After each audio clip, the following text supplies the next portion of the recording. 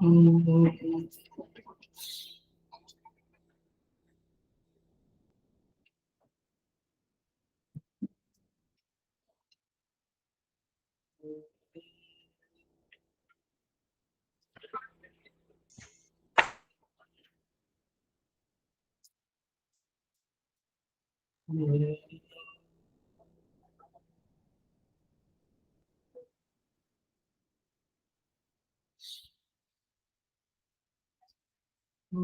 सहना भवतु सहनौ भुनक्तु सह वीर्यं करवावहै तेजस्विनावधीतमस्तु मा विद्विषावहै। ॐ शान्ति शान्ति शान्तिः। समस्तजनकल्याणे निरतं करुणामयं नमामि चिन्मयं देवं सद्गुरुं ब्रह्मविद्वरम्।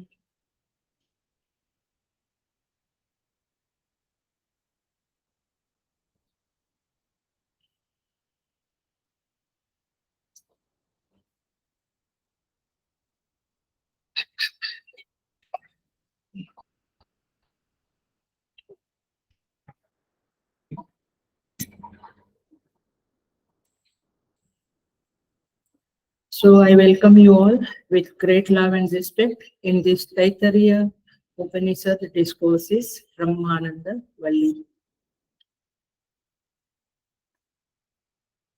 We will chant Shanti Mantra.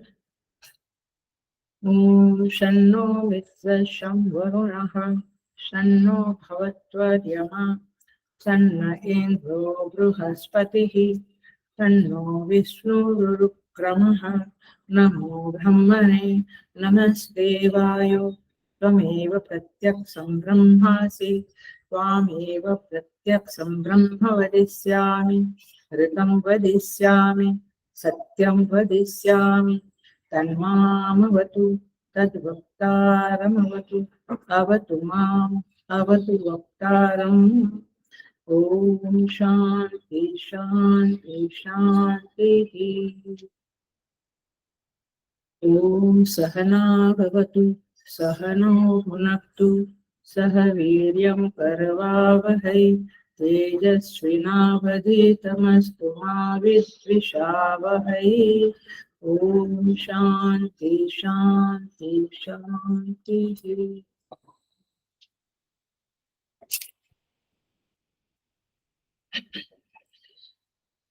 So we will chant Prathama Anuvak Brahmananda Valli. First Anuvak Brahmananda. Om Brahmavid Apnoti Param Tadeshabhyukta Satyam Jnanam Anantam Brahma Yo Veda Nihitam Guhayam Parame Vyoman So Shnute Sarvan Kaman Saha Brahmana Vipaschiteti Tasmadva Etasmad Atmana Akashas Sambhutaha आकाशात् वायुः वायोरग्निः अग्निरापः अद्य पृथिवी पृथिव्या ओषधयः ओषधीभ्यो अन्नम् अन्नात् पुरुषः स वा एष पुरुषो अन्नरसमयः तस्येदमेव शिरः अयं दक्षिणः पक्षः अयम् उत्तरः पक्षः अयम् आत्मा इदं पुच्छं प्रतिष्ठा तदप्येष श्लोको भवति.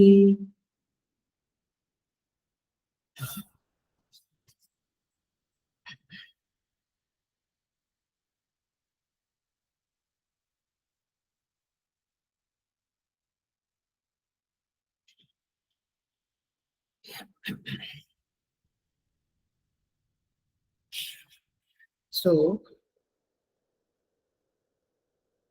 ऋषि कहते हैं ब्रह्मविद आपनोति परम, जो ब्रह्म को जानने वाला है वह उस ब्रह्म को, उस परम ब्रह्म को जानता है, प्राप्त कर लेता है. आपनोति माने प्राप्त कर लेता है, माने वही बन जाता है। वेदांत के संदर्भ में वह अपने को ब्रह्म ही रियलाइज करता है, कुछ बाहर से नहीं पाता है, अपने को एज अ ब्रह्मन रियलाइज करता है। Realises that I am Brahman only, उसी को क्या कहेंगे? ब्रह्मविद आपनोति परम, को ब्रह्म को प्राप्त करता है। तदेशा व्युक्ता, उसके विषय में यह श्रुति कही गई है। क्या श्रुति कही गई है? सत्यम ज्ञानम अनंतम ब्रह्म। वह ब्रह्म कैसा है? सत्यम ज्ञानम अनंतम है। ये हमने पिछले क्लास में देखा। अगेन याद कराती हूँ, पूरी ब्रह्मानंद वल्ली इसी सूत्र वाक्य के ऊपर चल रही है। क्या? ब्रह्मविद आपनोति परम। अब आगे का वाक्य देखते हैं। यो वेद निहितम गुहायाम परमे व्योमन। यो वेद निहितम माने, यो वेद माने जो जानता है, निहितम गुहायाम परमे व्योमन, क्या जानता है? वह ब्रह्म परम आकाश में निहितम माने स्थित है। कहाँ स्थित है? परम आकाश। लेकिन कौन सा परम आकाश? गुहायाम, बुद्धि रूपी गुफा के अथवा हृदयाकाश में वह ब्रह्म स्थित है, मैंने अपने अंदर ही स्थित है। इसी वाक्य को आज पुनः लास्ट टाइम लिया था, कुछ याद है, थोड़ा याद होगा, पुनः देख लेते हैं ताकि आपको और क्लैरिटी हो। देखिए, थोड़ा रिपीट कर लेते हैं, दैट्स इट।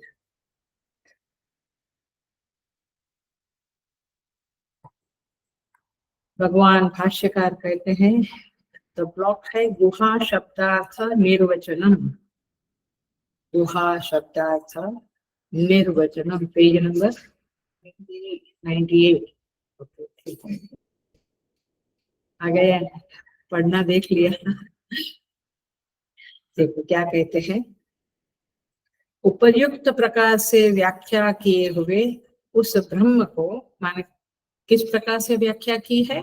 सत्यम ज्ञानम अनंतम ब्रह्म, ऐसी जो व्याख्या की है, उस ब्रह्म को जो पुरुष माने जो साधक गुहा में निहित, निहित माने छुपा हुआ, जानता है, स्थित, छिपा हुआ माने स्थित, गुहा में स्थित जानता है। कौन सी गुहा?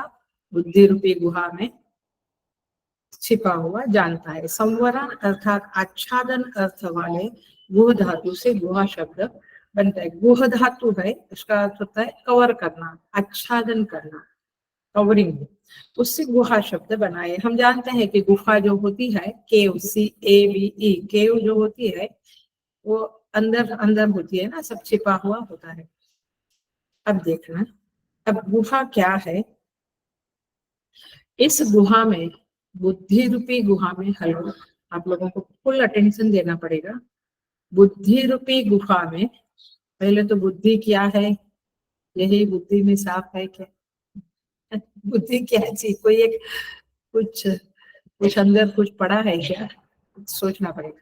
बुद्धि रूपी गुफा में क्या है? ज्ञान है, ज्ञेय है, और ज्ञातृ पदार्थ निगूढ़ है, छुपे हुए है। इसीलिए इस गुहा का, गुहा ये बुद्धि का नाम है, माने बुद्धि में ज्ञान है, यस, ज्ञातृ माने ज्ञाता, और ज्ञेय पदार्थ है। यस, हमारी बुद्धि में ही त्रिपुटियां, पूरा जगत त्रिपुटी से भरा है, त्रिपुटी हमारे बुद्धि में है, हम सब जानते हैं। अथवा उसमें भोग और अपवर्ग, ये पुरुषार्थ निगूढ़ अवस्था में है, माने भोग और अपवर्ग माने मोक्ष, भोग और मोक्ष भी छिपे हुए है, माने भोग की कामनाएं और मोक्ष की कामना। इसीलिए इसे गुहा कहते हैं, ये बुद्धि में छिपा हुआ है सब कुछ। अब देखो, यो वेद निहितम गुहायाम परमे व्योमन। अब गुहा शब्द पूरा हुआ इन अवे, उसकी अंडरस्टैंडिंग पक्की हो गई। बुद्धि रूपी गुहा जिसमें त्रिपुटियां है। अब परम में व्योमन शब्द को देखिए,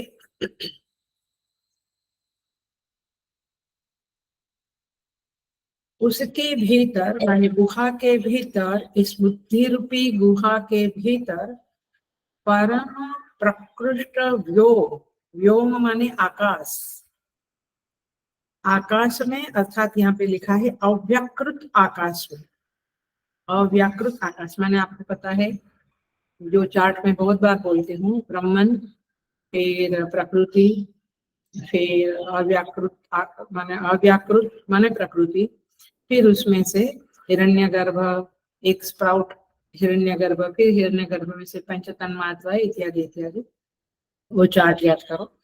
तो आकाश में माने अव्याकृत आकाश में क्या है, उस अव्याकृत आकाश में गुफा है, पकड़ लेना, अव्याकृत आकाश में गुफा है और फिर उस गुफा में ब्रह्मन है, पकड़ा बात को। अब यहाँ पे कहते हैं हे गार्गी, निश्चय इस अक्षर में ही आकाश ओतप्रोत है। अब अक्षर माने क्या, ब्रह्मन, अक्षर माने ब्रह्मन, इस अक्षर में क्या है, आकाश ओतप्रोत है। कौन सा श्लोक है, मयि सर्वमिदं प्रोतम सूत्रे मणिगणा इव, इसमें महाभारत में कि रामायण में है, किसमें है, इसी में उपनिषद में है, हाँ उपनिषद में हमारा, मयि सर्वमिदं प्रोतम सूत्रे मणिगणा इव, गीता में है, मयि सर्वम इदं प्रोतम, प्रोतम माने ओतप्रोत, सूत्रे मणिगणा इव, ऐसे ही ब्रह्मन में ये सब कुछ ओतप्रोत है, जैसे धागे में मणि ओतप्रोत है, ऐसे परमात्मा ब्रह्मन में आकाश ओतप्रोत है। इस श्रुति के अनुसार अक्षर की सन्निधि में होने से यह अव्याकृत आकाश ही परम आकाश है, माने ये अव्याकृत आकाश जो है वह परमे व्योमन शब्द का अर्थ है। और उस अव्याकृत आकाश में क्या है, गुहा है, और गुहा में ब्रह्मन है, बुद्धि रूपी गुहा। देखिए मैं और अच्छी तरह से और भी समझाऊंगी।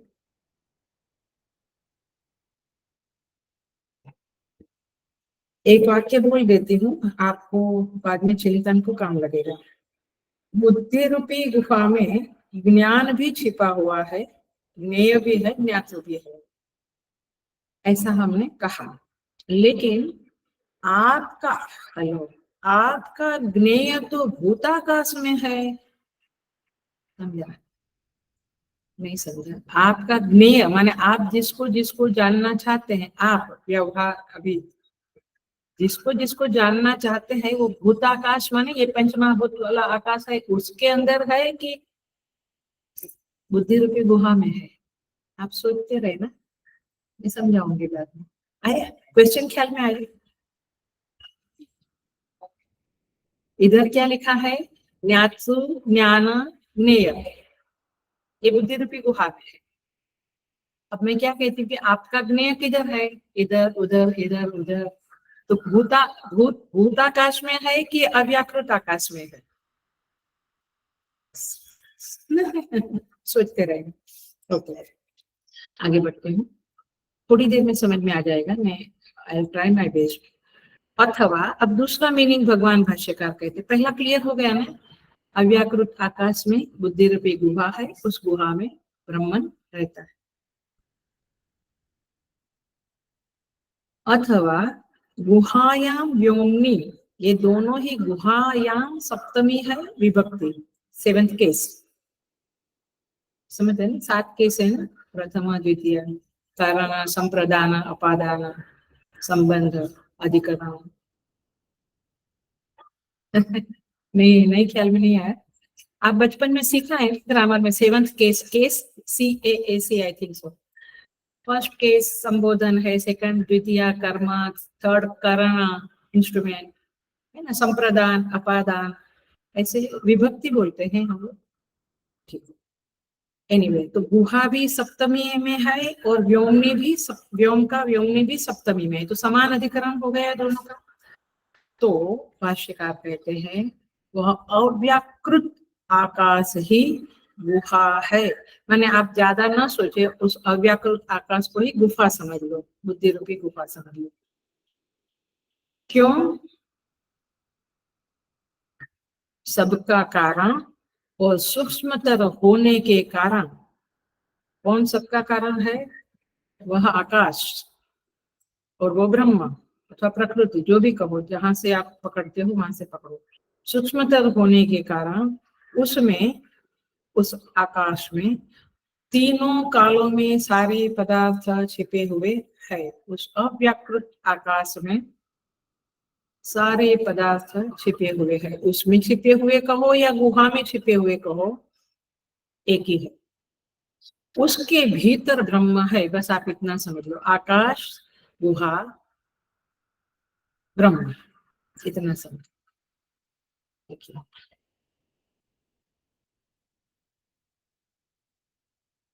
आगे बढ़ते हैं, लेकिन मैं और भी समझाऊंगी थोड़ा सा। युक्त, भगवान भाष्यकार कहते हैं युक्ति युक्त तो यही है कि हृदयाकाश ही परमाकाश है। आया? ये हृदयाकाश ही परम आकाश है। अब ये हृदय माने फिजिकल हृदय नहीं, स्पिरिचुअल हार्ट बोलेंगे उसको। क्योंकि उस आकाश को विज्ञानांग यानी उपासना के अंग रूप से बतलाना यहाँ इष्ट है। माने उपासना जब हम करते हैं, पिछले क्लास में कहा था, हमें आकाश दिखता है, दिखता है। अच्छा, आपको स्वप्नावस्था में आकाश दिखता है? स्वप्न है तो आकाश दिखता है ना। वो कहाँ से आया? आंख तो बंद है, कमरा भी बंद है, खिड़की भी बंद है, एसी चालू है, कहाँ से आया हुआ आकाश? समझ में आता है? तो जैसे वहां पे है, ऐसे हृदयाकाश भी एक आकाश है। वो अंदर का आकाश समझो, अव्याकृत आकाश को, अथवा चिदाकाश को। मैं आती हूँ। तो इस तरह से उपासना में जब हम आंख बंद करके हमारे इष्ट देव को देखने की कोशिश करते हैं, तो वो जो दिखते हैं, तो कुछ दिखना कहाँ होता है? स्पेस है, उजाला है तो दिखता है ना। कोई भी चीज, अंधेरा है तो नहीं दिखता है, और जगह स्पेस नहीं तो नहीं दिखता है। तो अंदर भी एक स्पेस है और उजाला है। वो उजाला वाला जो आकाश है ना, वही ये आकाश है, हृदय आकाश। उपासना करने वालों को बिल्कुल क्लियर होगा। मैंने कहा था, जब अपना मन स्वच्छ होता है तो वो आकाश निरभ्र होता है, अन्यथा वो आकाश थोड़ा फीका फीका, माने थोड़ा डल डल होता है। अब यहाँ पे कहते हैं जो आकाश इस शरीर संज्ञक पुरुष के बाहर है। अब छांदोग्य उपनिषद की स्तुतियां हैं। एक आकाश है जो हमारे बाहर है, माने अभी हम देखते हैं तो बाहर एक आकाश है, भूत आकाश बोलते हैं उसको। ठीक है, ये बात साफ है। अब जो यह आकाश हृदय के भीतर है, इस पुरुष के भीतर, सॉरी वेरी सॉरी, इस पुरुष के भीतर है, माने हमारे भीतर है, माने अंतःकरण रूपी आकाश। आया? अंतःकरण रूपी आकाश, इसको भी मैं 2 मिनट में समझाती हूँ।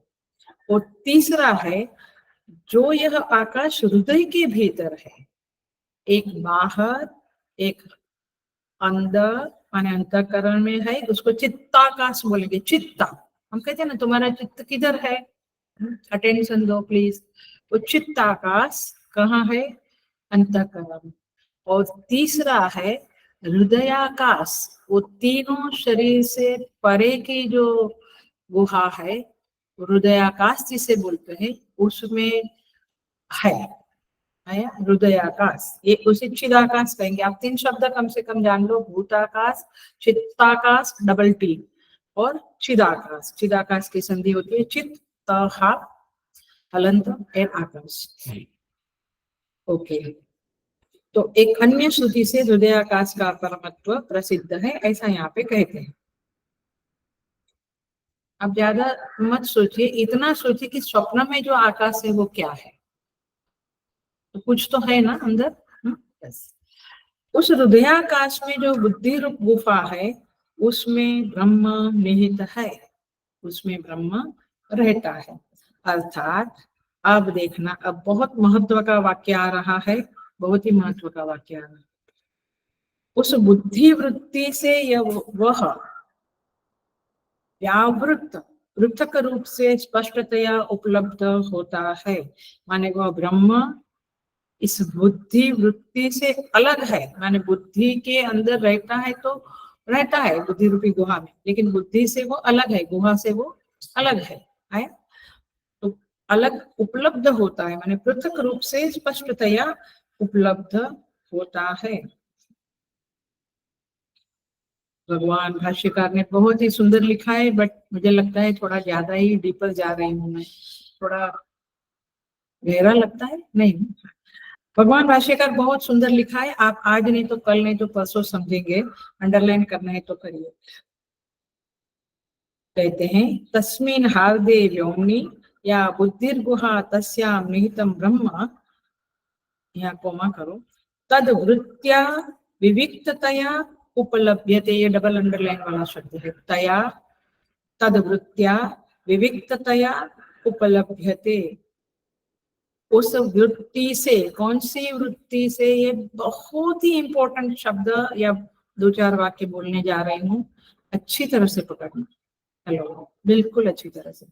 तद वृत्त्या, भगवान भाष्यकार कहते हैं वो वृत्ति के द्वारा विविक्ततया, विविक्ततया माने अलग से, उस गुहा के साथ नहीं, माने अलग से उपलब्ध होता है। कौन सी वृत्ति के द्वारा? जिस वृत्ति में पिज्जा भरा है, आइसक्रीम भरा है, हाँ, गर्मी भरी है या आरती भरी है, जो वृत्तियों में ही सब कुछ भरा हुआ है जगत पूरा, कौन सी वृत्ति से? आचार्य कहते हैं प्रमाण जन्य प्रमा से। प्रमाण जन्य प्रमा, प्रमाणों से, कौन से प्रमा से? श्रुति प्रमाण से उत्पन्न हुई प्रमा। आपको उसका रेफरेंस करना है तो सेकंड चैप्टर ऑफ गीता में 53-54 में चले जाइएगा, वहां पे बाद में घर पे जाके देखिएगा, क्योंकि मैं वहां जाऊंगी तो फिर सूत्र सब बिगड़ जाएगा। यहाँ सेकंड चैप्टर स्थित प्रज्ञ लक्षण 54 से शुरू होता है, 52-53 में आप जरा अच्छी तरह से पढ़ लेना, अथवा आप मुंडक में भी पढ़ सकते हैं, जहाँ पे कहते हैं यया तद अक्षरम उपलभ्यते, माने पराविद्या और अपराविद्या का वर्णन है मुंडक में। अपराविद्या तो ऋग्वेद यजुर्वेद वगैरह कहा है, और पराविद्या उसे कहा है ऋषि ने, यया तद अक्षरम उपलभ्यते, ये पराविद्या है, और उसी पराविद्या को प्रमाणजन्य प्रमा कहते हैं। थोड़ा डिफिकल्ट आएंगे। अच्छा, मुंडक पढ़ लेना और गीता का उल्टा पढ़ना थोड़ा सा, और फिर आप इतना समझो कि एक, अच्छा आपने कुछ कहीं कहा कि वहां पे भूकंप हुआ है, टीवी में या तो मैंने ऑथेंटिसिटी वाली चैनल में कहा, तो आपकी वृत्ति में आया कि उस स्थान में जापान में भूकंप आए, तो ये वृत्ति ने उठाया। इसी तरह से ब्रह्म भी आपकी वृत्ति में आएगा। कौन सी वृत्ति में?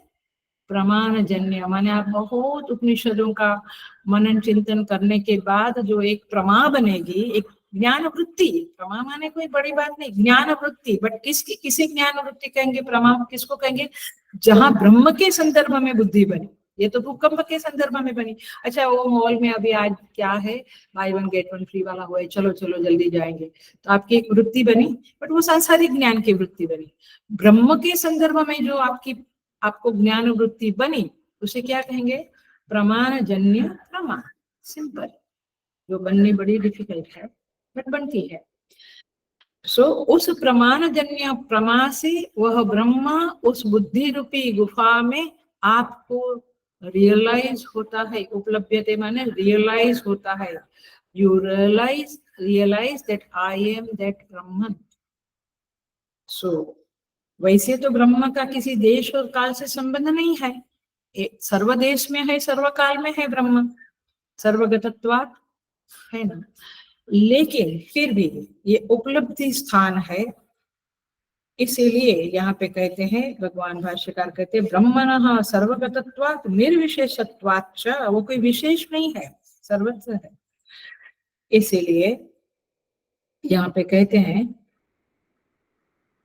अथवा और तरह से आचार्य समझावे तो, जो वृत्तियां हमारे अंदर उठती है, रात दिन उठती है, स्वप्न में भी वृत्तियां आई है, स्वप्न की वृत्ति है, जो भी चलता है स्वप्न में, होता है ना। स्वप्न में मैंने दूध गर्म किया, कुकर लगाया, कहा तो मूवी में गया, जो भी है वो वृत्ति स्वप्न में भी चलती है। तो वृत्तियां तो है हमारे पास, उस सारी वृत्तियों का जो प्रकाशक है, माने उस वृत्तियों को जानने वाला जो है वो कौन है? ब्रह्म। समझ में आया? वो नोट्स की मेरे अंदर ये वृत्ति उठी।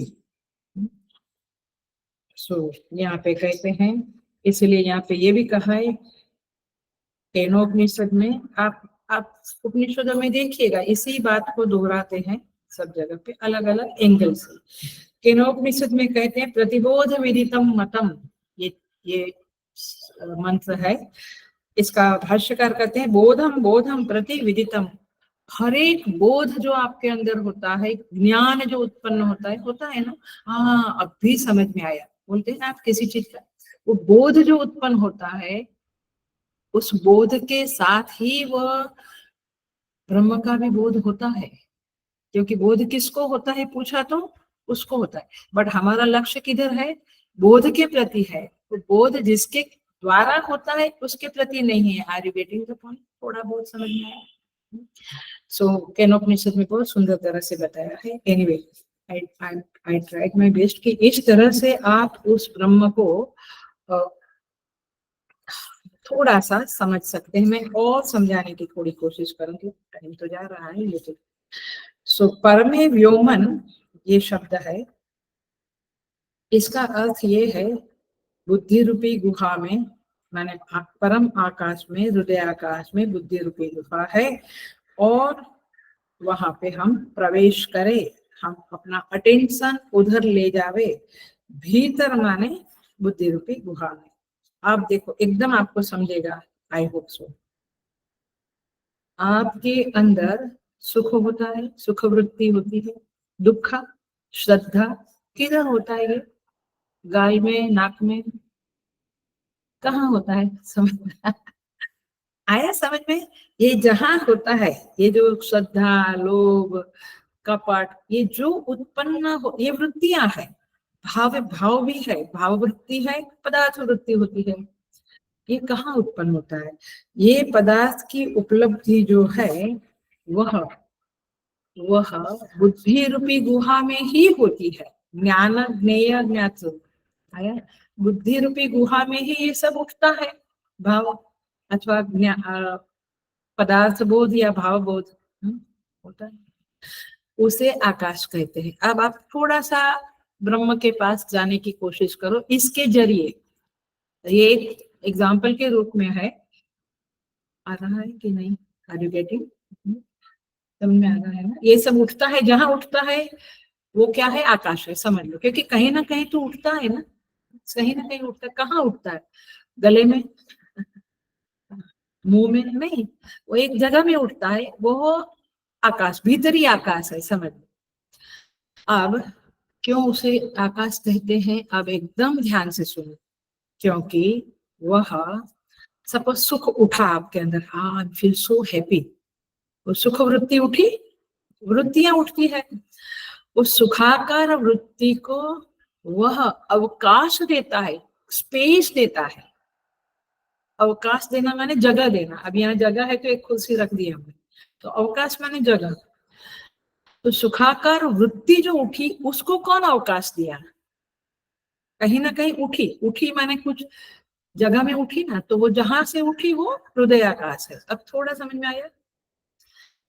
हिमालय आकार, हम सिद्धबाड़ी जा रहे हैं तो वी आर विजुअलाइजिंग कि हम हिमालय देखेंगे, तो उस हिमालय की वृत्ति आपके अंदर उठती है, उसको कोई अवकाश देता है ना, कुछ जगह है ना जहां से उठती है। वो जगह, जगह शब्द बड़ा लौकिक है इसलिए बोलना अच्छा नहीं लगता है, बट आपको समझाने के लिए, तो वो जगह ही अवकाश है। तो अवकाश जो देता है उसका नाम परम व्योम है, उसका नाम हृदय आकाश है।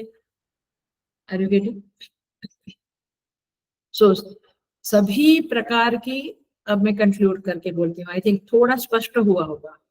तो आपको वहां जाना है कि कहाँ से ये श्रद्धा उत्पन्न हुई, कहाँ से ये सुख उत्पन्न हुआ।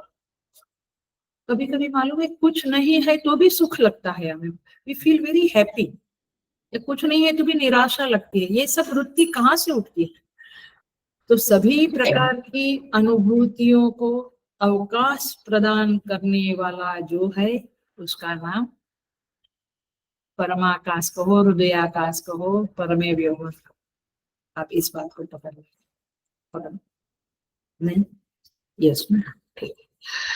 सो ये भीतर है, पदार्थ को अवकाश देने वाला भूताकाश बाहर है। पदार्थ माने ये आपके सब शब्द स्पर्श रूप रस गंध, ये सब जो है पदार्थ जो है वो बाहर है, उसको अवकाश देने वाला भूताकाश है।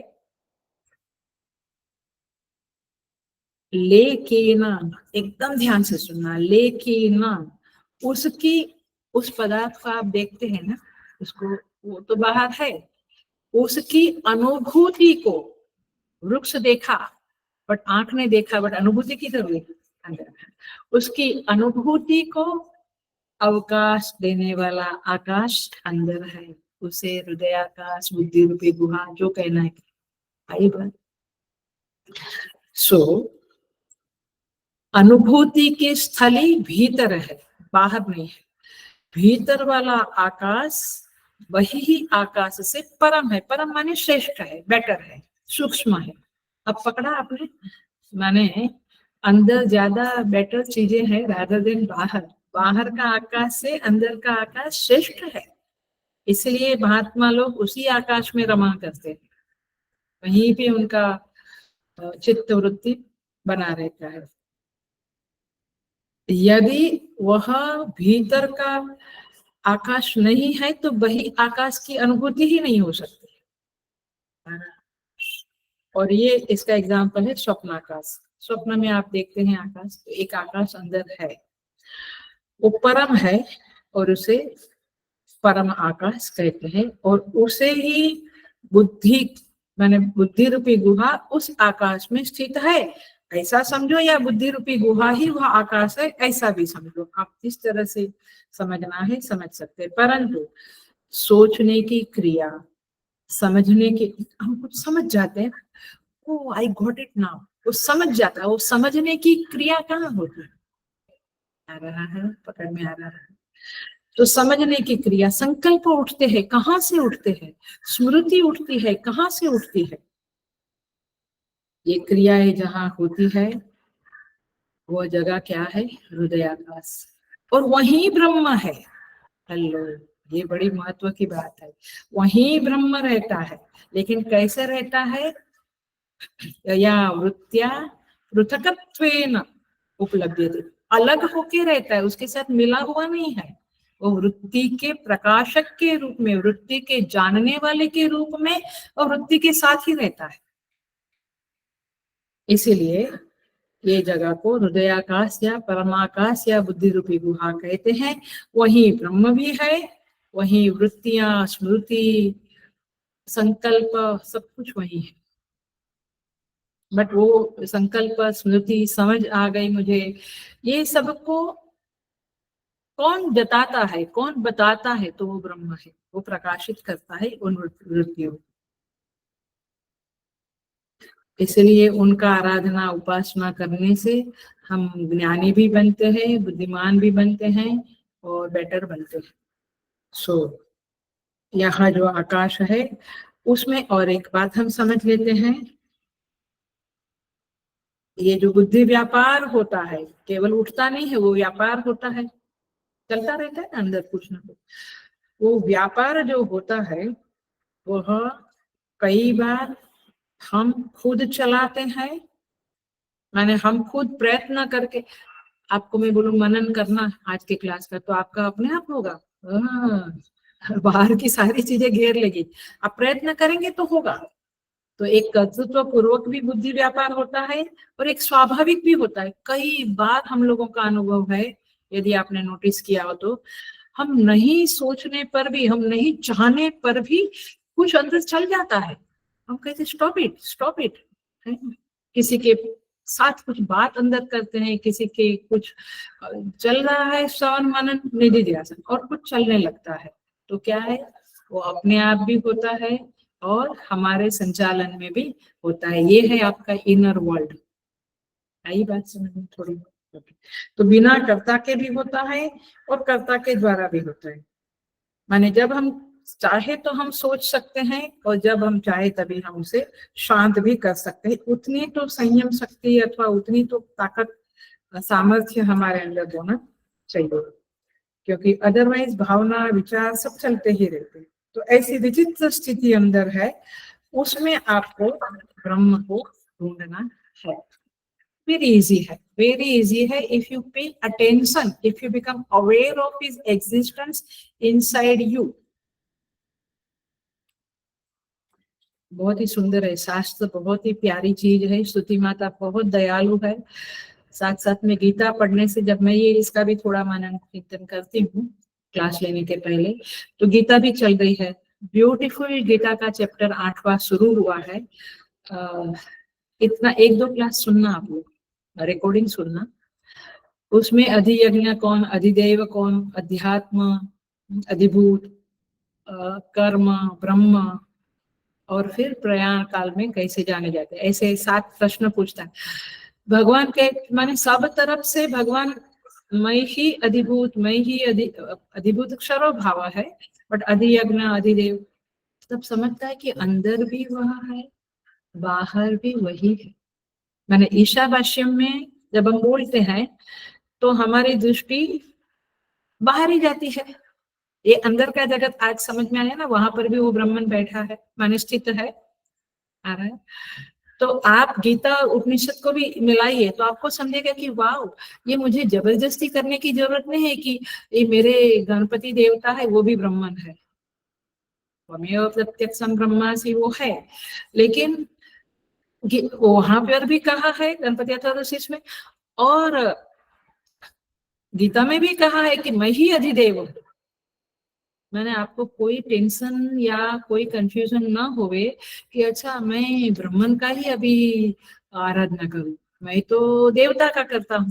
No, don't worry, everything is fine if you understand the thing, the secret of the आराधना। तो वही आपके परब्रह्म, उसी विष्णु या जो भी देवता है उसका रूप लेकर आपके अंदर प्रकट होते हैं, आपके चित्त में विराजमान होते हैं, आपके हृदयाकाश में विराजमान है। आया? तो बाहर भी देखते हुए हम जब विग्रह की आराधना करते हैं तभी वो अंदर भी वही ब्रह्मन बैठा है जो उस विष्णु का रूप लेकर आपके चित्त में प्रकट होता है। और ये अनुभव करने की बातें हैं, और ये अनुभव तब होगा जब आप इन बातों को अच्छे से समझेंगे। एनीवे, तो बहुत ही सुंदर है। सो इस तरह से यहाँ पे कहते हैं ये हृदय गुहा, यह शब्द पुनः कैवल्य उपनिषद में आता है, जहाँ पे आप रोज गाते हैं, एटलीस्ट हमारे मंदिर में तो रोज ये आरती होती है। ओम न कर्मणा न प्रजया धनेन त्यागे नैके स्मानसुः परेण नाकं निहितं गुहायां परमे व्योमन। आया? अगेन उधर कभी ये चैंट करते समय ये बातें आज के चित्त में आई है क्या? कुछ नहीं। इधर कौन आया, इधर आज भगवान को ये वस्त्र क्यों पहनाया आज, एक्सेट्रा एक्सेट्रा, दिया बुझ रहा है, घंटी नहीं बजाई। परमे व्योमन, वहां पर भी कहते हैं कि वह यो वेद निहितम गुहायाम परमे व्योमन। आगे क्या है?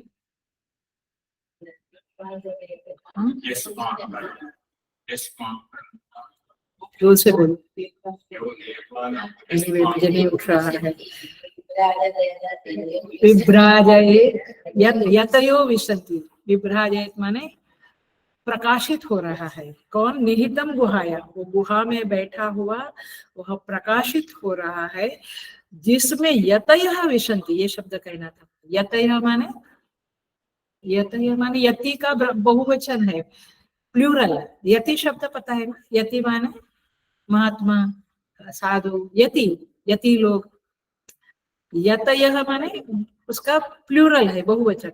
यतयः, यतयः विशन्ति विभ्राजते विभ्राजते यतयो विशन्ति। उस गुफा में यति लोग प्रवेश करते हैं, माने प्रवेश करते माने वहां पे वो मेडिटेशन करते और फिर वहीं पर रियलाइजेशन करते। आई बात है सर, आ रही है। आई नो कि क्लास जा रहा है फटाफट टाइम और मैं आगे बढ़ ही नहीं रही हूँ, लेकिन आई वांट टू कन्वे कि क्या वो स्थान है जहाँ पे वो ब्रह्मन स्थित है। एक बार वो आपने पकड़ लिया, आपकी बुद्धि में पकड़ में आ गया बुद्धि में, फिर देखो ये बहुत सारे उपनिषदों में वगैरह जगह पे यहाँ पे है, यो वेद निहितम गुहायाम परमे व्योमन, और फिर यति लोग वहां पे प्रवेश करते। ये दिव्य घटना घटती है जिसने एक बार प्रवेश कर लिया। हेलो डियर फ्रेंड्स, बड़े भाग्यवान लोग होते हैं, लेकिन ध्यान रहे यदि वहां पे ध्यान करते समय प्रवेश हो गया, फिर आप उस स्थान को नहीं छोड़ेंगे। फिर आप बार बार ध्यान करते समय वहां पे प्रवेश करने की कोशिश करेंगे और कुछ समय में आपका स्थान वहां बन जाएगा और फिर वहीं पे ब्रह्म आपको उपलब्ध होगा। इस तरह से ब्रह्मोपलब्धि, ब्रह्म की उपलब्धि माने सेल्फ रियलाइजेशन की घटना यहाँ घटती है, और इसीलिए आप ध्यान में वहां जाइए और वहीं ठहरने की कोशिश करिए। यही ध्यान का मकसद है, वहां वो मिलेगा। अब मैं एक वाक्य बोलती हूँ जिससे आपको और क्लियर होगा, ध्यान से सुन लेना। वहां पर, कहाँ पर, जहाँ ब्रह्म के लिए आप जा रहे हैं, यतयः विशन्ति, कैवल्य का मंत्र लेकर, वहां पे केवल सुख की उपलब्धि नहीं होती है। अब पकड़ा आपने, एकदम पकड़ा, मैं दूसरे एंगल से बोल रही हूँ बट पकड़ा नहीं, पकड़ा। थोड़ा ध्यान से सुनना पड़ेगा। वहां माने कहा, इसलिए टाइम ज्यादा जा रहा है। वहां माने जहां ब्रह्म निहितम है, उस बुद्धि रूपी गुहा में जहां निहितम है, वहां पर भी 5-10 मिनट पहले मैंने बोला कि सुख दुख श्रद्धा लज्जा शंका ये सब जहां से उठता है वही गुफा है, तो वहां पे ब्रह्म की उपलब्धि होती है ऐसा बोला। लेकिन थोड़ी देर पहले ये भी बोला ना कि वहां पे श्रद्धा सुख दुख उठता है, तो उसी के संदर्भ में मैं बोल रही हूँ कि वहां केवल सुखोपलब्धि नहीं होती है, केवल सुख की उपलब्धि नहीं होती है, श्रद्धा की उपलब्धि नहीं होती है, जगत के पदार्थों की, अभी बोला ना जगत के पदार्थ बाहर है लेकिन उपलब्धि कहाँ है, अंदर। तो केवल जगत उपलब्धि नहीं होती है, सुख उपलब्धि नहीं होती है, माने सुखोपलब्धि का स्थान केवल वह नहीं है, जगत उपलब्धि का स्थान केवल वह नहीं है, लेकिन हाँ, तो डोंट गिव मी डिप्रेशन, ब्रह्म उपलब्धि का भी वही स्थान है। Oh no, oh my God.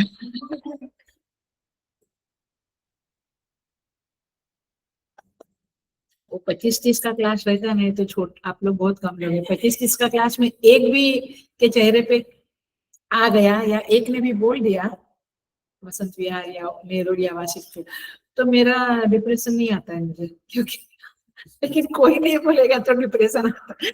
Anyway, आपको पकड़ा। अरे थोड़ी देर पहले मैंने बोला था कि सुख दुख वहां से उठता है, वो बुद्धि रूपी निहितम गुहायाम परमे व्योमन विभ्राजदेत। जब वो पंक्ति नहीं उठी, जोर से बोलो ना, पूरा बोलो, यो वेद ओम न कर्मणा न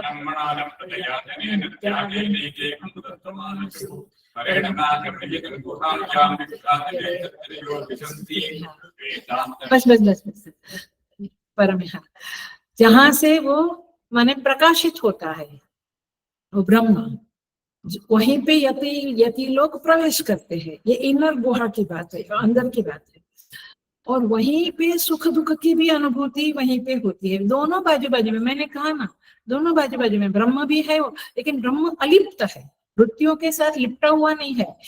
विविक्ततया, विविक्ततया शब्द सुना है, अभी आया। विविक्त माने अलग। आप पहले हम जब छोटे थे तो घर में वो चावल वगैरह आता था तो कंकड़ तांदुल अलग करते थे ना, उसको क्या कहते, छूटा छूटा, अलग अलग, हाई मिक्स, लेकिन फिर छूटा कर देते थे ना। ऐसे वृत्ति अलग है, ब्रह्म अलग है, बट है सब उधर साथ में है। Are you getting? तो विविक्ततया उपलभ्यते, अच्छा हुआ ये पुनः बोली क्योंकि शायद कई लोगों को नहीं पता चला होगा। तो विविक्ततया उपलभ्यते माने वृत्ति भी उपलब्ध है सुख की, जगत की, और वहीं ब्रह्म भी उपलब्ध है। आपको क्या करना है? विवेक शक्ति के द्वारा उस जगत को हटा देना है, कंकड़ को हटा देना है और तांदुल लेना है, वैसे ब्रह्म को लेना है, उसका उपलब्धि स्थान है। So I think that's enough for today. But इतना समझ में आ गया, अभी काफी क्लियर हुआ पिछले क्लास से। तो केवल उपलब्धि स्थान के कारण उसको निहितम गुहायाम कहा है, वो बुद्धि रूपी गुफा में रहता है। ऐसा क्यों कहा है? क्योंकि वैसे तो वो सर्वगतत्वात् है, सर्वत्र रहता है, बट इधर रहता है, ऐसा क्यों कहा? क्योंकि वो उपलब्धि स्थान है, वहीं पे ब्रह्म मिलेगा। आप बाहर बोलेंगे पेड़ में भी ब्रह्म है, माने वृक्ष को देखो और उसको भी देखो, वो बात सही है, बट वास्तव में कहाँ दिखेगा वो? अंदर। ऐसे देखेंगे तो ये पेड़ दिखता है मुझे खिड़की में से, और मैं कोशिश करूं कि उसके पीछे देखूं, वो अंदर ही अनुभव हो, क्योंकि पेड़ का भी अनुभव अंदर होता है, पेड़ की अनुभूति भी, आपने मुझे कुछ कहा, उस शब्द की अनुभूति भी अंदर होती है, आ रहा है कान में होती है, बट कान के जरिए अंदर होती है। So I think that's it. तो आगे बढ़ जाते हैं। वैसे तो इतना माने ज्यादा है, बट एक एक ही गाड़ी चलती है। अब कहते हैं, देखो आगे का वाक्य बोलते हैं हम, क्या कहते हैं? यो हाँ, सोऽश्नुते सर्वान् कामान् सह ब्रह्मणा विपश्चितेति। माने कहते हैं सोऽश्नुते, वो संपूर्ण भोग, अश्नुते माने खाना, खाना माने भोग करना, वह संपूर्ण भोगों को, सर्वान कामान, सारे कामान माने भोग, काम माने भोग। ये श्लोक मंत्र जो है वो मैं देख रही हूँ, आप कहीं और इधर मत, मंत्र का शब्द में आगे का बोल दें। संपूर्ण भोगों को सो अश्नुते, वह पुरुष कौन? जो वेद निहितम, जो उस बुद्धि रूपी गुफा में उस ब्रह्म की उपलब्धि करता है, उसे सारे भोग प्राप्त हो जाते हैं। मैंने आपको जो मेहनत करनी पड़ती है, चावल बनाओ, खीर बनाओ, फिर भगवान को लगाओ, फिर खाओ, कुछ नहीं, बैठे बैठे वो ब्रह्म मिला, उसके साथ जगत के सारे पदार्थ, सारे भोग सह ब्रह्मणा विपश्चिते थे। कहते हैं वो सर्वज्ञ ब्रह्म रूप से एक साथ संपूर्ण भोगों को प्राप्त करता है, माने ब्रह्म को भी प्राप्त कर लेता है और ब्रह्म के साथ सभी भोगों को प्राप्त कर लेता है। कौन सा ब्रह्म? सर्वज्ञ ब्रह्म, इस समझेंगे अब।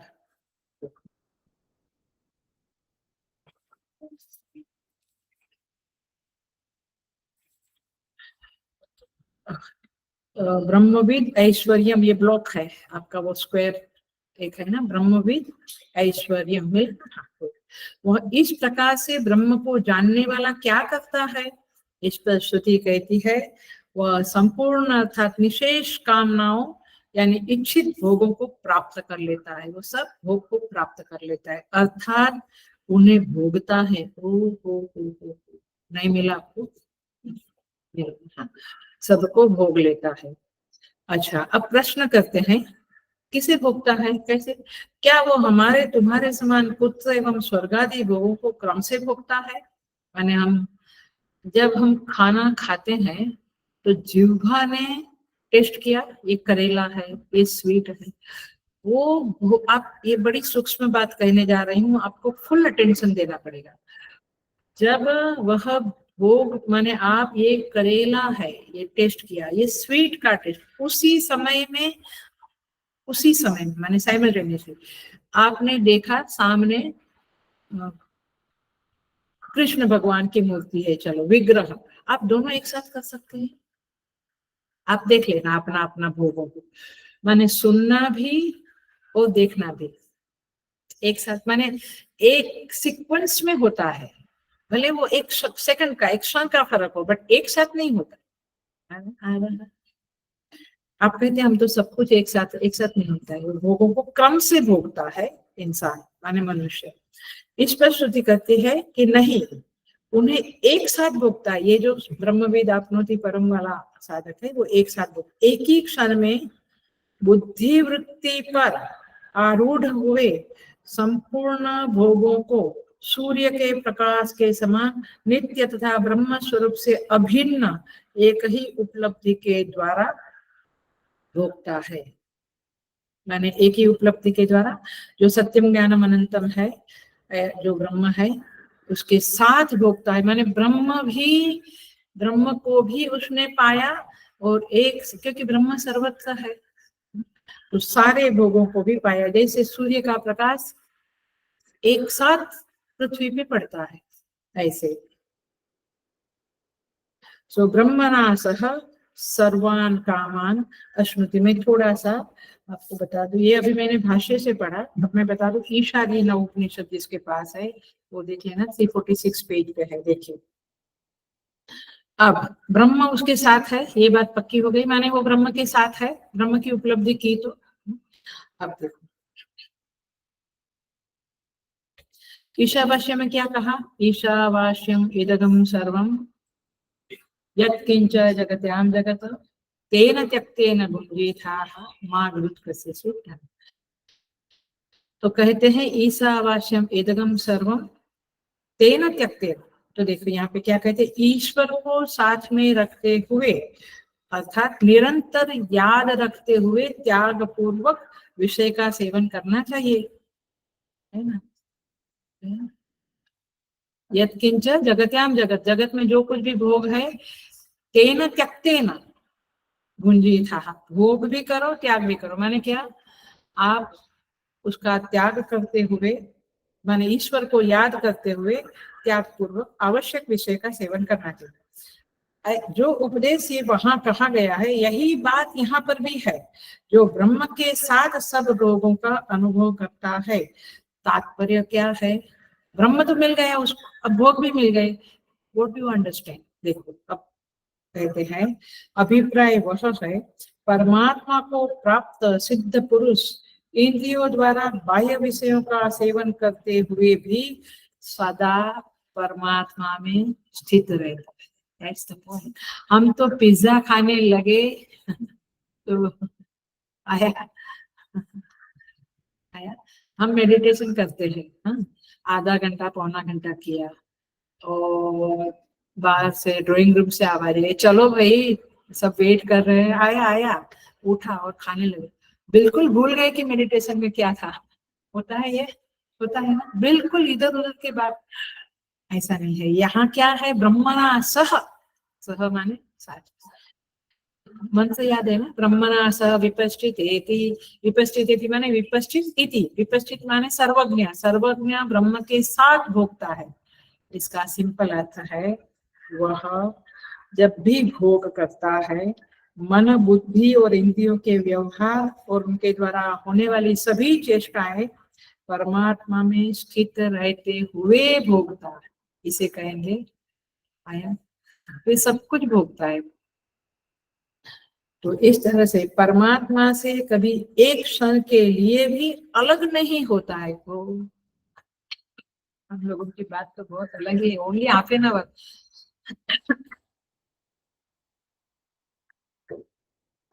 उसमें भी 5 मिनट शायद स्मरण होता था, 25 मिनट तो जगत के पदार्थ ही आते हैं चित्त में। और ये व्यक्ति कैसा है, सोष्मते सर्वान कामान सह ब्रह्मणा विपश्चितेति। ये क्या है, संसार को भोगता है लेकिन परमात्मा की विस्मृति एक क्षण के लिए भी नहीं होती है। दैट इज व्हाट द ब्रह्मविद आपनोति।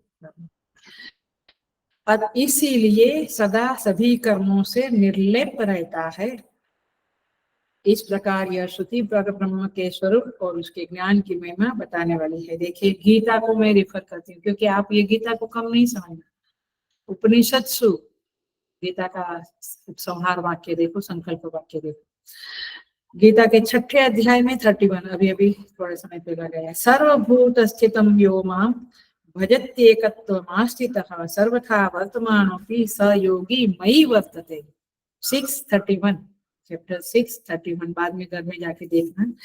कहते हैं कि सारे भूतों में जो स्थित है, कौन, कौन स्थित है? मैं, परमात्मा माने भगवान कहते हैं यो माम भजति एकत्व में स्थित, एकत्व में स्थित होकर जो मेरा भजन करता है, सर्वथा वर्तमानोपि स मयि एव वर्तते, वो कुछ भी करे व्यवहार लेकिन वो मुझ में ही बरतता है। बरतता है माने व्यवहार करता है, he is in me only, whatever he does, खाना पीना व्यवहार, लेकिन वो मुझ में ही बरतता है। सर्वथा वर्तमानोपि मयि एव वर्तते सहयोगी मयि वर्तते।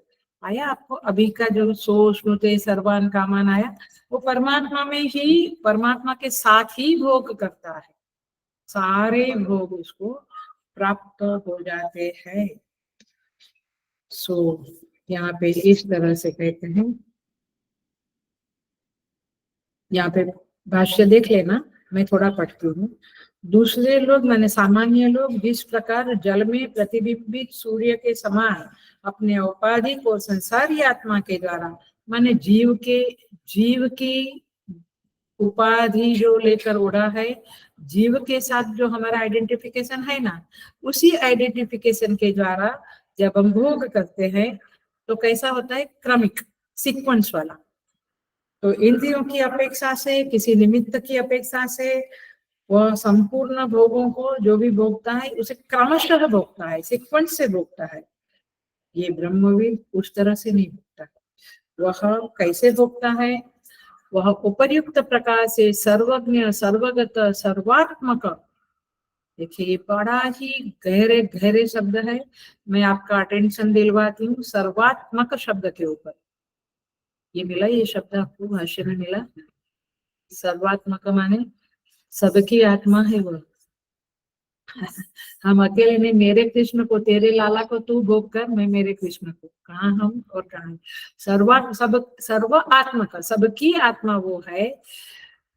एवं नित्य ब्रह्मात्मा स्वरूप से माने उस सर्वात्मक को धर्मादि निमित्त की अपेक्षा से रहित और इंद्रियों से भी निरपेक्ष होकर, वही तुलसीदास जी महाराज कहते हैं बीनु पद चलई देखई बीनु चक्षु, माने चक्षु के बिना देखता है, पैर के बिना चलता है, वगैरह वगैरह जो कहा वो यहाँ आता है।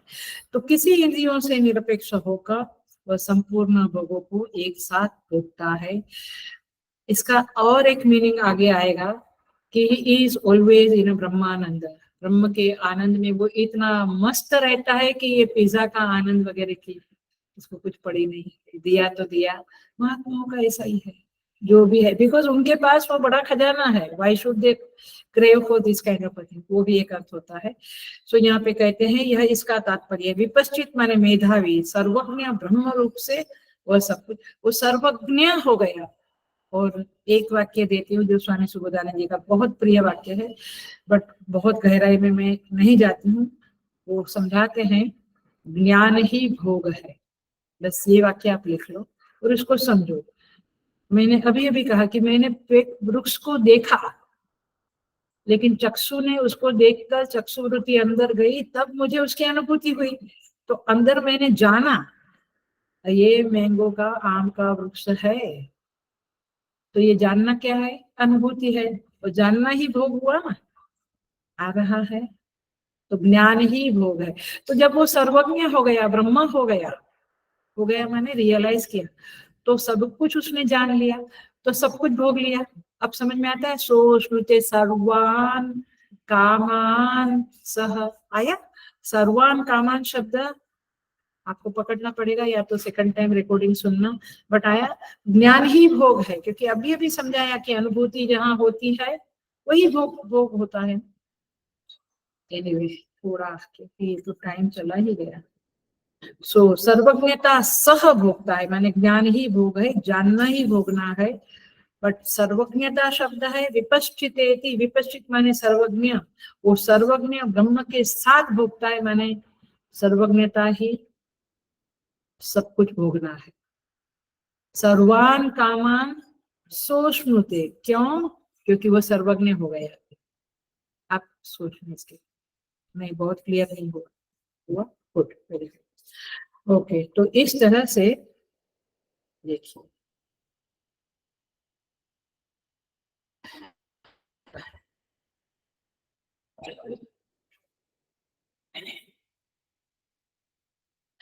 मैं एक वाक्य खोलती हूँ, समझ में आवे तो ठीक, नहीं तो डोंट वरी, क्योंकि बहुत पक्का वेदांत, प्योर वेदांत चल रहा है।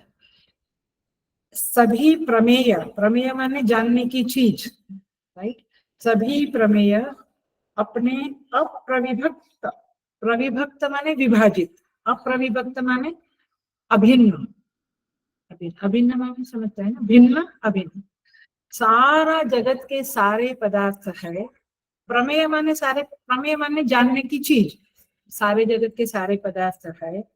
सभी प्रमेय अपने अप्रविभक्त देश काल के साथ ब्रह्म में स्फुरित होते हैं, राइट। सारा पदार्थ है वो किससे जुड़ा है? ब्रह्म के साथ तो जुड़ा ही है, ब्रह्म के बिना उनका अस्तित्व ही नहीं है। तो ब्रह्म के अंदर ही ये सब स्फुरित होते हैं।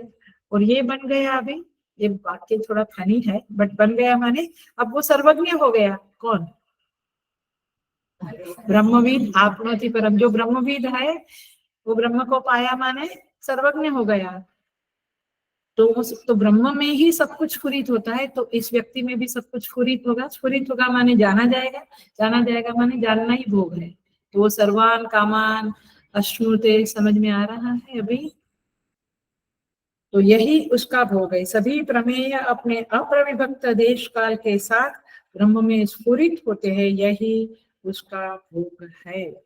तो इस तरह से यहाँ पे ये बात समझाई गई है। आई think that's it for today.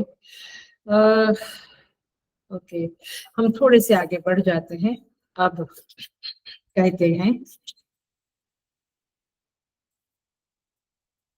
तस्माद् वा एतस्मात् आत्मना आकाश संभूतः, आकाशात् वायुः, मैं मंत्र में चली आई, वायोः अग्निः, अग्नेः आपः, अद्भ्यः पृथिवी, पृथिव्या औषधयः, ओषधेभ्यो अन्नम्, अन्नात् पुरुषः, स वा एष पुरुष अन्नरसमयः। यहाँ तक का हमें देखना है, आज नहीं होगा, लेकिन मीनिंग जान लो। यहाँ पे कहते तस्मात, बहुत प्यारी चीज है, बट अगले क्लास में ही समझाना पड़ेगा। तस्मात वा ए तस्मात, तस्मात माने उससे, किससे? उस ब्रह्म से। लेकिन तुरंत श्रुति कहती है वा ए तस्मात, इस ब्रह्म से, माने ब्रह्म जो आपकी दृष्टि में बाहर है, उसमें से आकाश बना। आकाश बना तो आपकी दृष्टि बाहर चली गई, अटेंशन बाहर गया। उस माने उस ब्रह्म से ये सृष्टि बनी।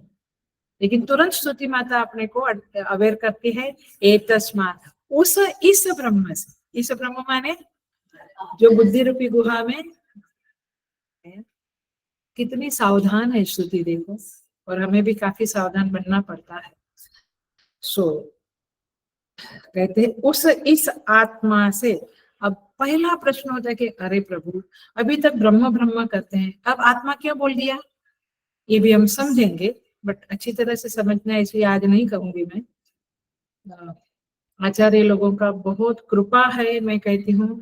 स्वामी जी, खास करके मुझे तो स्वामी सुबोधानंद जी का कृपा है कि उनके लेक्चर पढ़ के ही ये चीजें स्फुरित होती, ये चीजें थोड़ी बहुत समझ में आती है। और समझाने का योग्यता परमेश्वर जितना भी समझा सकती हूँ वो गुरु और गुरु कृपा और ईश्वर कृपा से होता है, क्योंकि ये बहुत गहरी चीजें है और ऐसे नहीं समझता है। मैंने हमें आदत भी पढ़नी डालनी चाहिए कि हम श्रुति को अच्छी तरह से गहराई से समझे।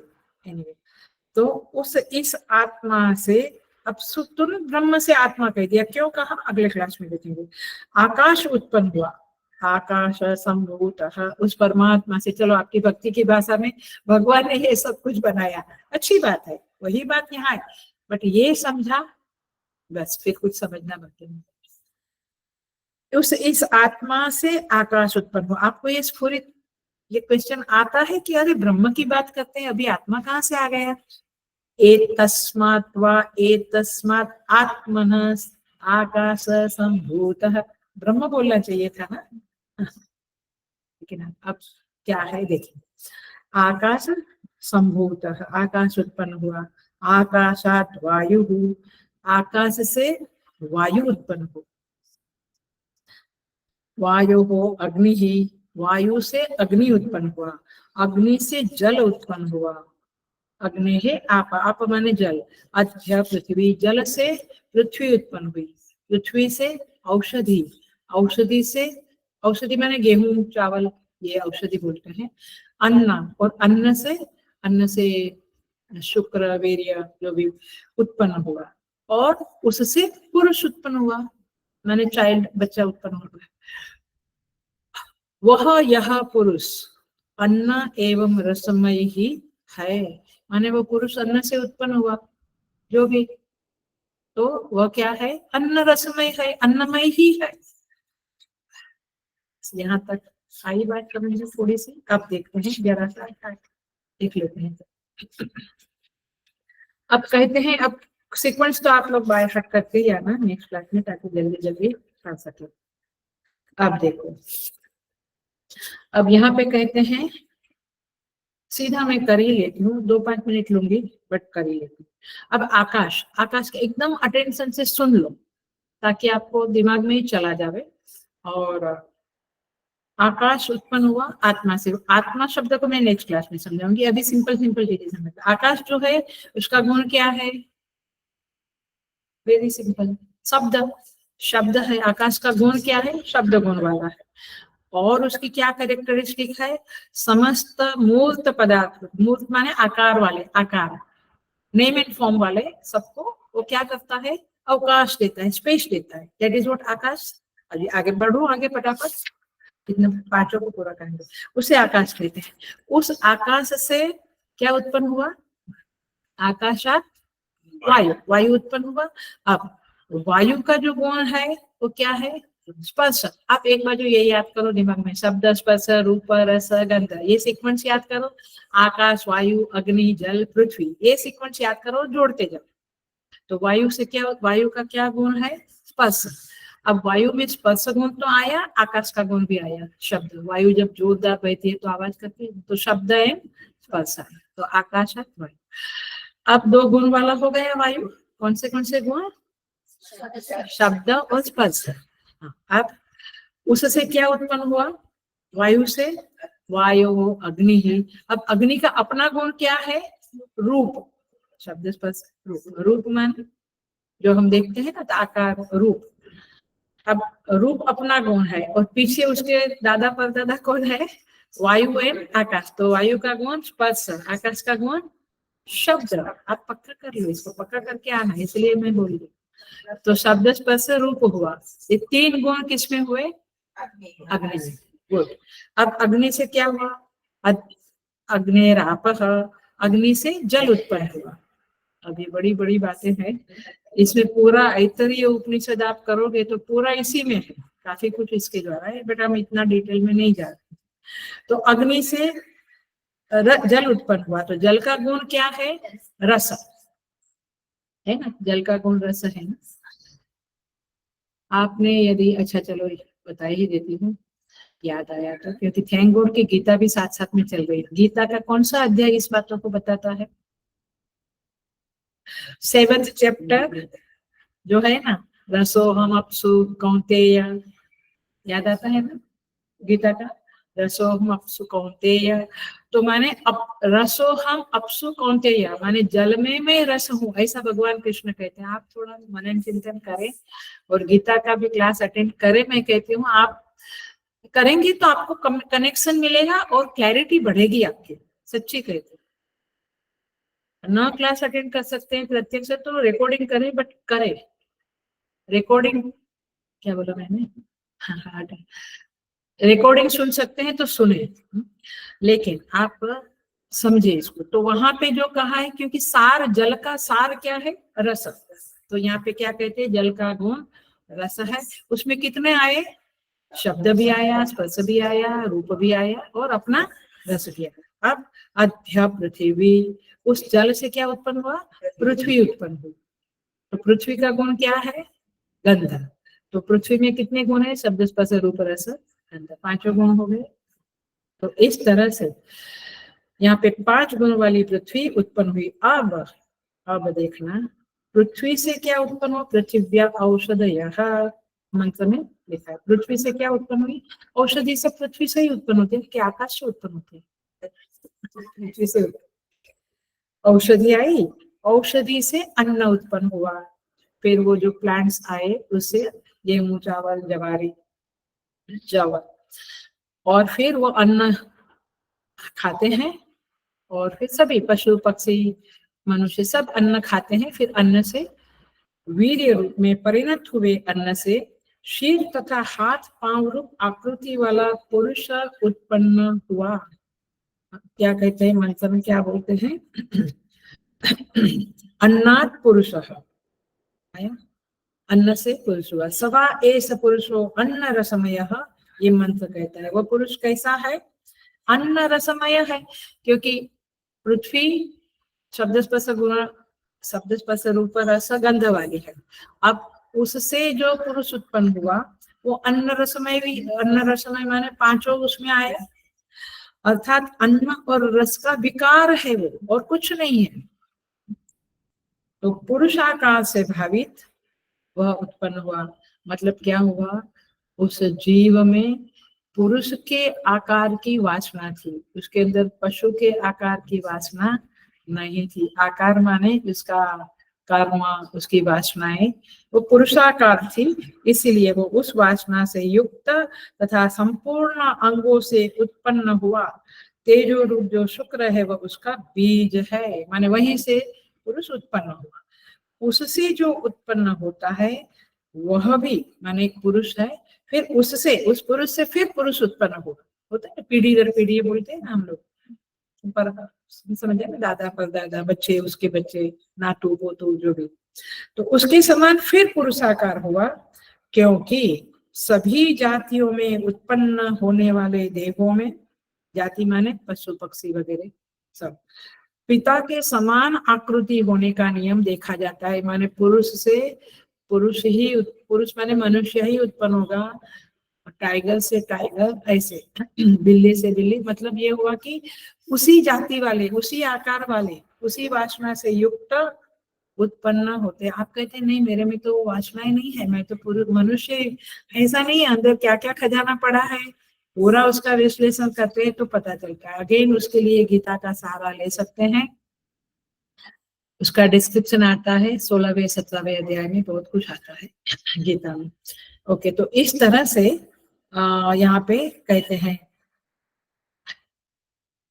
अभी यहाँ पे एक क्वेश्चन करते हैं, क्वेश्चन करके मैं छोड़ देती हूँ, जवाब अगले क्लास में देंगे हम, और फिर आगे बढ़ जाते हैं। यहाँ पे कहते हैं कि सभी शरीर, सृष्टि में जितने भी शरीर उत्पन्न होते हैं, पशु पक्षी मनुष्य के या जो भी, उसमें अन्न और रस का ही विकार है। वो लोग भी अन्न खाते हैं, कुछ भी खाते हैं, कबूतर, जवारी एंड दिस एंड दैट, जो भी खाते हैं, माँ माने पशु दूसरे पशु को खाता है, जो भी, वो अन्न और रस का ही विकार है जो बना, वो माने जो उत्पन्न हुआ वो शरीर। तो फिर यहाँ पुरुष शब्द क्यों लिखा? अभी देखो, आपको समझ में आया? मंत्र में देखो, अन्नात् पुरुष लिखा, क्यों? पशु का नाम क्यों नहीं लिखा? पक्षी का नाम क्यों नहीं लिखा? पक्षी क्यों नहीं लिखा? सवा एष पुरुष अन्न रसमय, ऐसा क्यों कहा? ये प्रश्न है। भाष्य में भगवान भाष्यकार उठाया है। कथम पुरुषस्य प्राधान्यम, ये ब्लॉक है आपका, ये स्क्वायर रेक्टेंगल वाला ब्लॉक मिला आपको, ये ब्लॉक है, वो पढ़ के आना। इसमें एक वाक्य है, बोल देती हूँ, बाकी खास कुछ नहीं है, बट समझेंगे हम। यहाँ पे समाधान करते हैं भाष्यकार की प्रधानता के कारण। किसकी प्रधानता है मनुष्य में? कर्म, खलो खलो, कर्म और ज्ञान का अधिकार केवल और केवल और केवल मनुष्य से। इसीलिए यहाँ पे स्तुति माता ने पुरुष शब्द लिखा। पकड़ में आया? मैं पूरा ही करती हूँ, 5 मिनट 20 तक लेती हूँ। यहाँ पे कहते हैं कर्म और ज्ञान के साधन में समर्थ, माने उनके फल की इच्छा वाला भी पुरुष ही है, और उससे उदासीन न होने के कारण पुरुष कर्म और ज्ञान का अधिकारी है। इसीलिए देखो, पुरुष में ही आत्मा का पूर्णतया आविर्भाव हुआ, ये भी अंडरलाइन करने जैसा बात है। आत्मा का पूर्ण आविर्भाव, प्रागट्य, मैनिफेस्टेशन कहाँ है? मनुष्य में ही है। और इसीलिए वह प्रकृष्ट ज्ञान से संपन्न है। वह जानी बुझी बात कहता है, जाने बुझे पदार्थों को देखता है, वह कल होने वाली बात भी जान सकता है। उत्तम अधम लोगों का ज्ञान है, कर्म ज्ञान रूप नश्वर साधन के द्वारा। वाओ, क्या बढ़िया लिखा है भाष्यकार ने। आप मेरे साथ हो ना? भाष्य में था, कर्म और ज्ञान रूप नश्वर साधन के द्वारा अमर पद की इच्छा करता है। अमर पद माने मोक्ष की इच्छा। इसके द्वारा, नश्वर के द्वारा शाश्वत की इच्छा करता है। ये मनुष्य ही कर सकता है। इस प्रकार वह विवेक संपन्न है। उसके सिवा अन्य पशुओं को केवल भूख प्यास का ज्ञान है, शास्त्र का ज्ञान नहीं है। क्योंकि सत्संग, अभी तो पहले तो हमारे गुरुकुल थे तो कुछ होता था, अभी तो सब पशु समाना। आज तो कोई पढ़ता नहीं, सुनता नहीं, कुछ नहीं।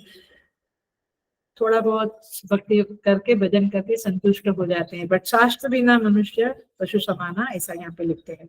उनको केवल भूख प्यास का ही ज्ञान होता है पशु को, ऐसा एक दूसरी श्रुति से देखने को मिलता है। इसलिए पुरुष की प्रधानता सिद्ध होती है। उस पुरुष को यहाँ इस वल्ली में विद्या के द्वारा सबकी अपेक्षा अंतरतम ब्रह्म के पास ले जाने का ताकत है, अभिष्ट है। किंतु उसकी बुद्धि जो बाह्याकार विशेष रूप अनात्म पदार्थों में आत्म भावना किए हुए है ना, बाहर के पदार्थों में ही हम आत्म भाव करते हैं। इसीलिए किसी विशेष आलंबन के बिना एकाएक सबसे अंतरतम प्रत्येक आत्मा संबंधिनी तथा निरालंबना की जानी असंभव है। माने वो अंदर प्रवेश करता ही नहीं, उस ब्रह्म को अंदर ढूंढता ही नहीं है। अतः इस दिखलाई देने वाले शरीर रूप आत्मा की समानता की कल्पना से शाखा चंद्र दृष्टांत से समान उसका भीतर की ओर प्रवेश कराकर श्रुति कहती है। क्या कहती है हम आगे देखेंगे, बट आपको समझ में आ गया ना कि पुरुष क्यों कहा, ज्ञान और कर्म के कारण कहा। मैं भाष्य जो ब्लॉक होता है ना, उसी भाष्य को पढ़ती रहती। सो इस तरह से यहाँ पे कहते हैं। अब एक ही रह गया, सोचा था पूरा होगा बट रह गया। ठीक है, अभी वो पक्षी के साथ जो उसका कंपैरिजन है वो देखकर फिर पूरा हो जाएगा। फिर हम सेकंड वल्ली में नेक्स्ट क्लास में प्रवेश भी कर जाएंगे। ओम पूर्णमदः पूर्णमिदं पूर्णात् पूर्णमुदच्यते पूर्णस्य पूर्णमादाय पूर्णमेवावशिष्यते। ओम शांति शांति शांति। हरि ओम। श्री गुरुभ्यो नमः। हरि ओम।